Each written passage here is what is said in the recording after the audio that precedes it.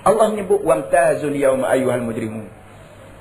Naklah kamu duduk asing hari ini wahai kaki-kaki dosa.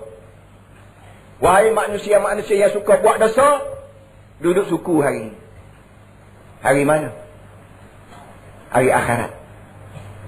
Hari akhirat tak boleh lagi kita duduk campur baur sebagaimana hari dunia. Sekarang ni hari dunia ni, dalam masjid ni boleh jadi orang baik, orang yang lebih baik, orang yang terbaik, dan boleh jadi juga orang yang baru-baru nak jadi baik. Semua sekali campur baur setempat dalam masjid. Dan boleh jadi orang datang ke masjid hari ni untuk nak curi kasut, untuk nak apa, macam-macam passion manusia atas muka dunia ni. Kita minta doa lah jauh, jangan berjadi kita begitu. Tapi walau bagaimanapun datang, ada setengah datang nak dengar ceramah, daripada nak sembahyang jemaat, ada setengah datang nak mencuri basikal, motosikal, kasut simpan. Tapi boleh duduk campur gaul. Akhirat kelak tak boleh. Akhirat kelak perintah daripada Allah supaya duduk suku hari ni. Ayuhal mujrimun, wahai kaki-kaki jahat. Alam a'had ilaikum ya bani Adam alla ta'budu syaitan. Bukankah aku dah beritahu sungguh-sungguh padamu di muka dunia dulu bahawa kamu jangan puja syaitan, jangan turut syaitan, jangan berabdi pada syaitan. Innahu lakum aduwwun mubin. Kerana syaitan ini musuh kamu yang jelas musuh untuk kamu. Para hadirin sekalian, kita bangun kubur, di akhirat kelak untuk gambarannya kita berhimpun di satu padang, padang mahsyar. Seperti hari ini pasar lambak. Orang yang buat pasar lambak, masing-masing pergi sana bawa buat turun modal dia. Orang jual kain, jual sayur, orang jual kuih, orang jual apa saja pun boleh lambak di pasar lambak. Akhirat kelak semua orang bangun bawa barang semua, dan akan dilambak di pasar lambak yang maha besar, namanya padang mahsyar. Ketika itu manusia boleh bercampur gaul. Elok-elok manusia duduk-duduk di sana, datang perintah wamtazu. Naklah kamu duduk suku wahai orang berdosa. Para hadirin semua, kalau-kalaulah kita di tengah ramai-ramai datang polis, OCPD datang, di tangan dia ada keping senarai.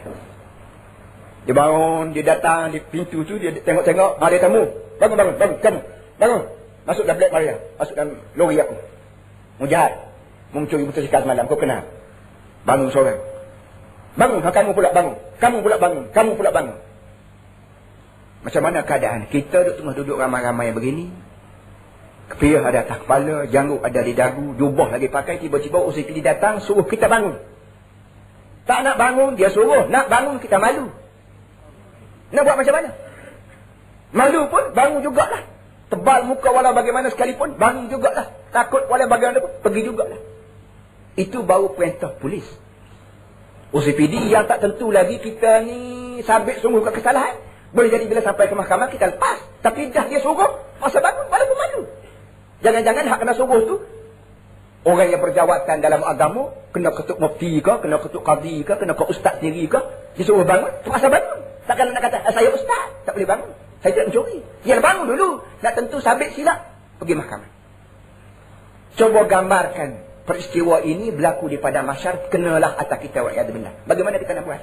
Depan-depan Nabi Muhammad, depan-depan malaikat, depan-depan nabi-nabi di seluruh dunia, semua tengok ni mukanya. Tahu-tahu yang berhormat kena bangun, kena suruh bangun. Menteri besar disuruh bangun, Perdana Menteri disuruh bangun, raja disuruh bangun, pegawai OCPD sendiri yang pun nak tangkap orang, dia pula kena suruh bangun. Macam mana keadaan? Coba fikir. Kerana pangkat-pangkat ini, mu qadi aku yang berhormat, mu MB aku PM ni, pangkat kita sama kita. Kita sama kita letak pangkat mu imam, kamu qadi, kamu ustaz, kamu MB, kamu entah apa lagi. Itu pangkat kita sama. Belum tentu lagi pangkat ini kekal sampai akhirat.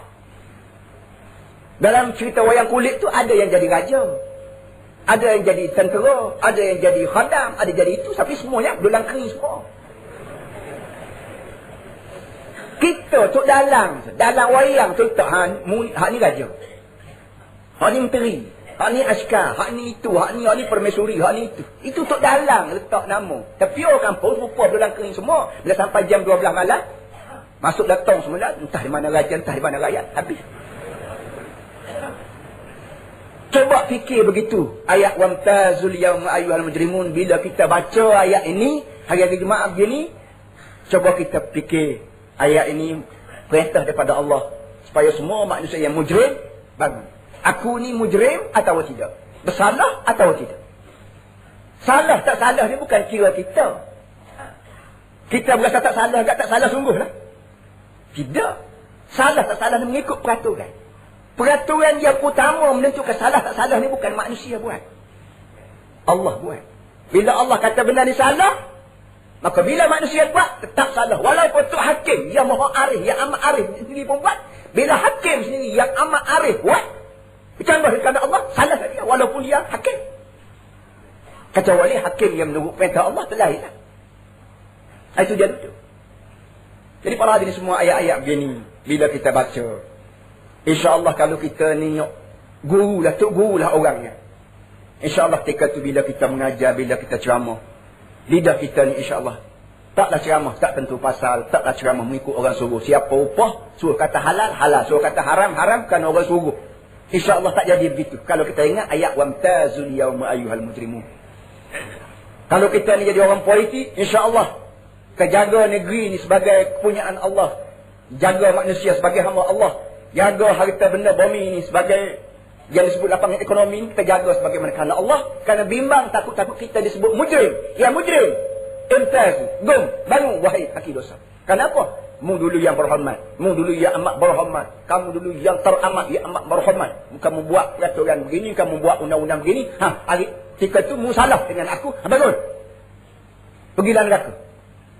Kalau ayat wamtazus biji ini kita baca dengan penuh insaf, dengan penuh faham dan sedar keadaan masa depan kita, insya-Allah manusia tidaklah kacau belau, hara, perang sana, perang sini, bunuh sana, rampah di sini, tipu di sana, menyeleweng di sini, lesap duit negara, macam-macam. Tidak akan berlaku insya-Allah sekiranya kita baca ayat surah Yasin dan sampai ke wamtazu itu kita khayal pandangan kita, aku satu masa kelak waktu di padang mahsyar, agaknya aku kena perintah supaya bangun ke tidak?